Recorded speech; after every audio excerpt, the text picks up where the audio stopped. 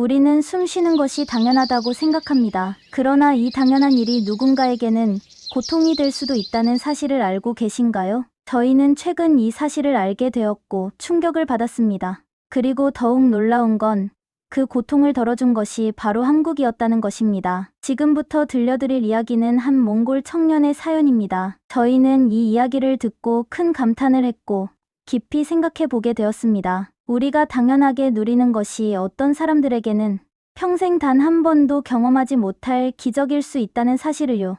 몽골에서 저희에게 날아온 감동적인 사연 빠르게 전해드리겠습니다. 잠깐만, 1초 만에 빠르게 좋아요, 구독 버튼 눌러주실 거죠? 영상 제작에 큰 힘을 얻습니다. 그럼 사연으로 들어가 보겠습니다. 몽골에서는 매년 6,000km, 축구장 85만 개 크기만큼의 땅이 사막으로 변하고 있습니다. 현재 몽골 국토의 76%가 사막화 진행 중이며 수도 울란바토르의 대기 오염 수준은 WHO 기준치의 7배를 초과합니다. 겨울철에는 초미세먼지 농도가 600마이크로그램을 넘어서며 이는 WHO가 정한 안전 기준 25마이크로그램의 24배입니다. 그러나 단순한 숫자로는 몽골 사람들이 겪고 있는 고통을 다 설명할 수 없습니다. 겨울이 되면 울란바토르는 도시 전체가 거대한 연기 속에 갇힙니다. 창문을 열어두면 하얀 벽지가 며칠 만에 회색빛으로 변합니다. 길거리를 걸으면 목이 칼칼해지고 눈이 따갑습니다. 어른들은 숨을 얕게 쉬며 길을 걸어가고 어린아이들은 마스크조차 없이 이 공기를 마시며 뛰어놉니다. 가장 가슴 아픈 것은 아이들입니다. 울란바토르에서 자란 어린이들의 폐 기능은 지방에서 자란 어린이들보다 40% 이상 저하되어 있습니다. 4살짜리 아이가 기침을 하며 자다가 숨이 차서 깨는 일은 일상이 되었습니다. 의사들은 천식을 조심하라고 하지만 부모들은 한숨을 쉽니다. 천식을 조심하는 게 아니라 그냥 이곳에서 태어났다는 이유로 우리 아이가 아픈 거죠. 어른들도 고통스럽습니다. 몽골에서는 한겨울이면 기온이 영하 40도까지 내려갑니다. 그래서 난방을 위해 석탄을 태울 수밖에 없습니다. 울란바토르에는 30만 개 이상의 게르라는 전통 유목민 천막이 있으며 이곳에서는 모두 석탄이나 나무를 태워 난방을 합니다. 그 연기가 도시 전체를 뒤덮고 결국 사람들의 폐를 갉아먹습니다. 폐질환으로 병원을 찾는 사람들은 늘어나지만 의료시설은 부족하고 치료비도 비쌉니다. 그러던 어느 날 믿을 수 없는 소문이 들려왔습니다. 한국에서 온 사람들이 나무를 심고 있대. 처음엔 아무도 믿지 않았습니다. 여기서 나무가 자랄 리가 없어. 몇 년도 버티지 못하고 다 죽을 거야. 몽골 사람들은 한국에서 온 사람들이 한 일을 보고 처음에는 비웃었습니다. 하지만 몇 년 후 사람들은 눈앞에 펼쳐진 풍경을 보고 깜짝 놀랐습니다. 그곳에는 진짜 숲이 자라고 있었습니다. 오늘의 사연은 바로 그 숲과 함께 성장한 한 몽골 소년의 이야기입니다. 그의 이름은 바르타. 그는 10년 전 나무 한 그루 없는 땅에서 태어나 자랐습니다. 아버지의 유목 생활을 따라다니며 사막처럼 메말라가는 땅을 보며 자랐죠. 비가 와도 금방 말라버리고 바람이 불면 눈앞이 뿌옇게 변하는 곳. 그러던 어느 날 바르타는 친구들과 함께 그곳을 찾아갔습니다. 그리고 그곳에서 믿기지 않는 광경을 목격했습니다. 수십 명의 한국 사람들이 땅을 파고 있었습니다. 모래바람 속에서도 묵묵히 삽을 들고 한 그루 한 그루 정성껏 심고 있었습니다. 어떤 사람들은 물을 주고 또 어떤 사람들은 작은 울타리를 만들어 바람을 막고 있었습니다. 먼지가 얼굴에 가득했지만 그들의 표정에는 희망이 가득했습니다. 그리고 바르타와 친구들이 다가가자 그들은 환하게 웃으며 말했습니다. 같이 해볼래요? 바르타는 순간 할 말을 잃었습니다. 왜 이 사람들이 아무런 이득도 없는 이 땅에 이렇게까지 정성을 들이는 걸까? 무엇이 이들을 움직이게 만들었을까? 바르타는 땅에 손을 대보았습니다. 마른 흙이 손가락 사이로 흩어졌지만 그 아래에는 조그맣게 새싹이 움트고 있었습니다. 바르타는 처음으로 희망이라는 감정을 느꼈습니다. 하지만 이것은 시작에 불과했습니다. 이 나무들은 과연 살아남을 수 있을까요? 바르타의 인생은 이 만남 이후 어떻게 변했을까요? 그 모든 이야기를 지금부터 여러분께 들려드리겠습니다. 바르타는 한국인들이 심은 나무들을 바라보며 깊은 의문에 빠졌습니다. 정말 이 땅에서 나무가 자랄 수 있을까요? 그는 기억하고 있었습니다. 과거에도 몽골 정부와 국제 단체들이 나무를 심으려 했지만 대부분 실패로 돌아갔습니다. 여름이 되면 강수량이 평균 200mm 이하로 떨어지고 겨울이면 영하 40도까지 내려가는 몽골에서 나무가 살아남는다는 것은 기적에 가까웠습니다. 더욱이 바람은 모든 것을 앗아갔습니다. 초속 20m를 넘나드는 강풍이 불면 갓 심은 묘목은 뿌리째 뽑혔습니다. 게다가 몽골의 토양은 대부분 사질 성분이 강해 수분을 거의 머금지 못했습니다. 한국 사람들이 심은 나무도 몇 달 후면 모두 말라 죽을 거라는 것이 마을 사람들의 생각이었습니다. 그럼에도 불구하고 한국인들은 매일같이 땅을 팠습니다. 그리고 그들은 기존의 실패를 반복하지 않기 위해 완전히 새로운 방법을 적용했습니다. 바르타는 처음 보는 광경에 눈을 떼지 못했습니다. 한국인들은 무작정 나무를 심지 않았습니다. 먼저 땅을 파기 전 방풍벽을 설치했습니다. 이는 5m 높이의 나무 울타리를 세워 강풍을 막는 역할을 했습니다. 이 울타리 덕분에 바람이 직접 나무를 덮치지 않고 위로 분산될 수 있었습니다. 또한 물을 머금을 수 없는 몽골 토양을 보완하기 위해 수분 유지 캡슐이라는 걸 사용했습니다. 이는 한국 연구진이 개발한 특수 젤 타입의 캡슐로 물을 머금고 천천히 방출하며 나무가 오랫동안 생존할 수 있도록 돕는 역할을 했습니다. 바르타는 이 모든 과정이 놀라웠습니다. 그는 나무 심기를 도우면서 한국인들이 하는 말을 들었습니다. 우리는 단순히 나무를 심으러 온 게 아닙니다. 이곳에서 자랄 수 있는 숲을 만들러 왔어요. 숲. 바르타는 숲이라는 단어를 되새겼습니다. 태어나서 한 번도 본 적 없는 곳이었습니다. 그의 부모조차도 젊었을 때는 나무가 많았다고 했지만 바르타에게는 상상조차 할 수 없는 풍경이었습니다. 그러나 기대는 오래가지 않았습니다. 여름이 되자 현실이 다시 한계를 보여주었습니다. 강한 바람이 불었고 나무의 절반 이상이 뿌리째 뽑혔습니다. 남아있는 나무들도 뜨거운 태양 아래에서 마르기 시작했습니다. 3개월이 지나자 심었던 나무의 70%가 말라 죽었습니다. 바르타는 절망했습니다. 역시 불가능한 일이었을까요?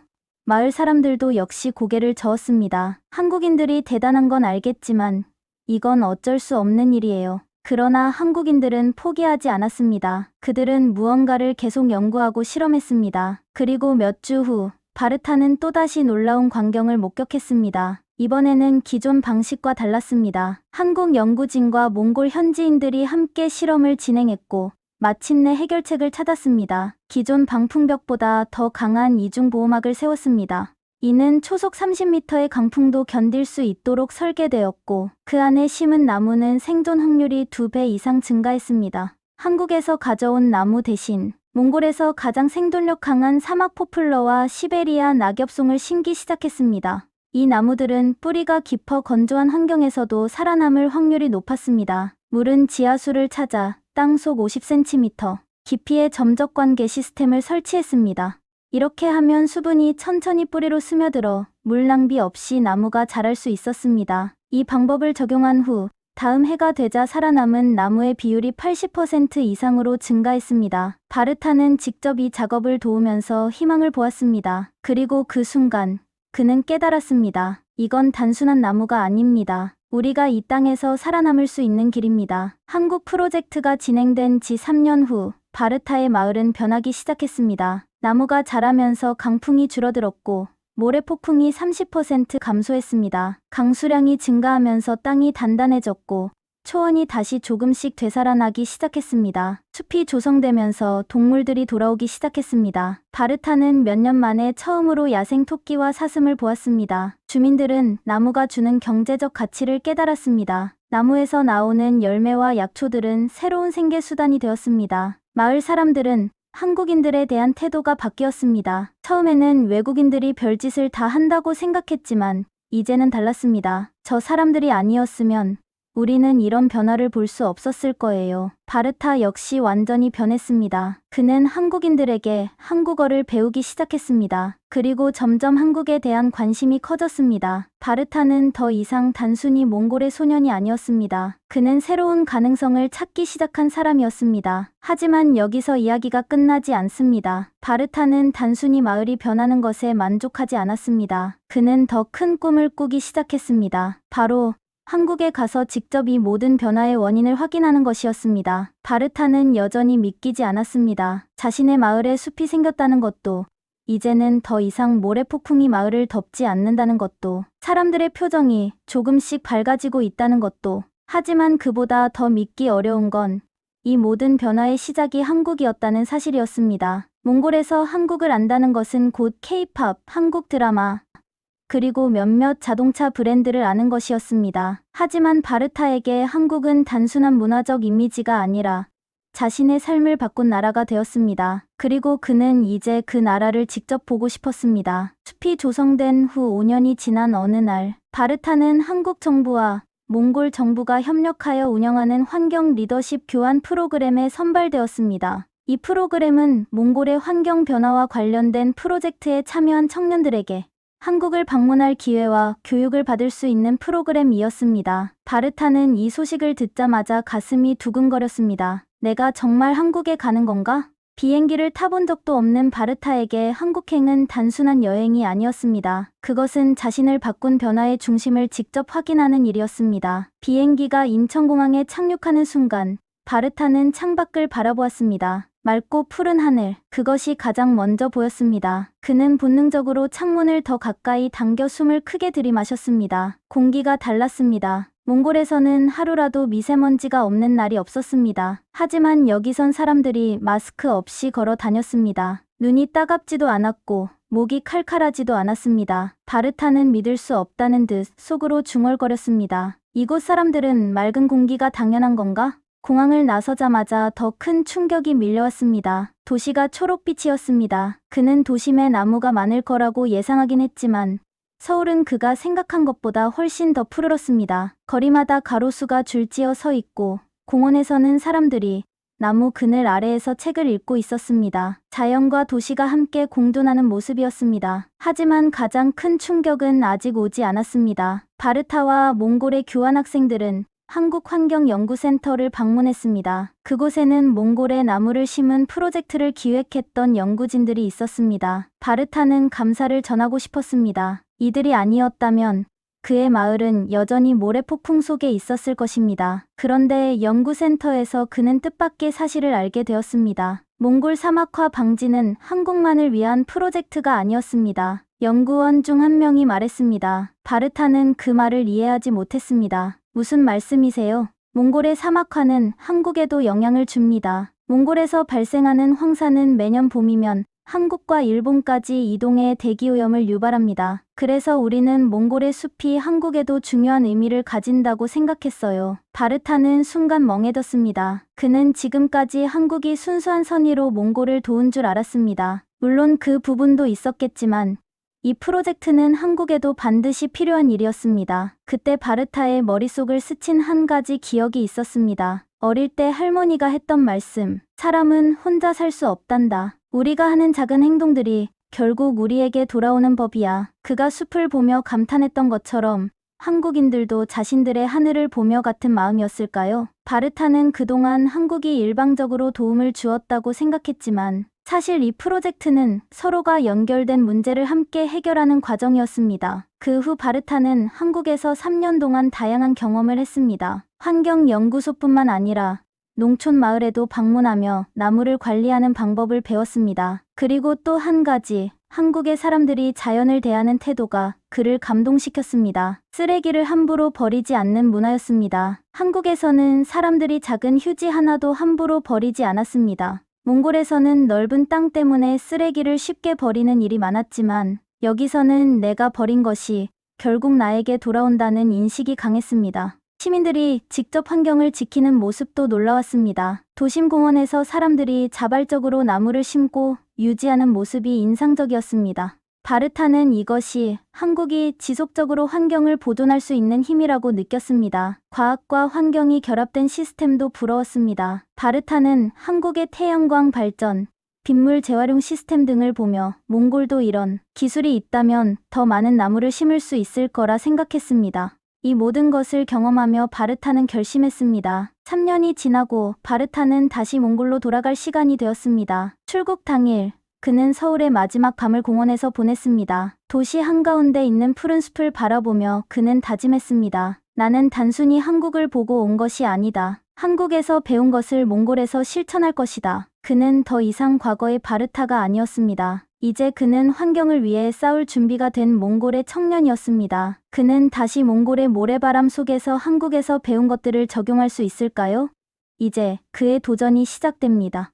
바르타는 다시 몽골의 대지를 밟았습니다. 하지만 그가 떠나기 전과 지금 그의 눈에 비친 세상은 완전히 달라져 있었습니다. 그는 더 이상 모래바람에 휩싸인 미래를 걱정하는 소년이 아니었습니다. 이제 그는 자신이 변화의 중심이 될 수 있다는 것을 아는 몽골의 청년이었습니다. 한국에서 돌아온 바르타는 머릿속이 온통 바빴습니다. 한국에서 배운 기술과 아이디어를 어떻게 몽골에 적용할 수 있을까? 그는 몽골의 문제를 해결할 수 있는 가장 현실적인 방법들을 고민했습니다. 그리고 무엇보다도 이제 그는 혼자가 아니었습니다. 그가 마을에 돌아오자 사람들은 반가운 얼굴로 그를 맞아주었습니다. 그들은 바르타가 한국에서 보고 배운 것들에 대해 궁금해했습니다. 어떤 사람들은 여전히 회의적이었지만 바르타는 알았습니다. 변화는 작은 한 걸음에서 시작된다는 것을요. 그는 먼저 자신이 살던 마을에 푸른 희망 프로젝트라는 이름을 붙이고 작은 공동체를 만들었습니다. 목표는 단순했습니다. 나무를 심고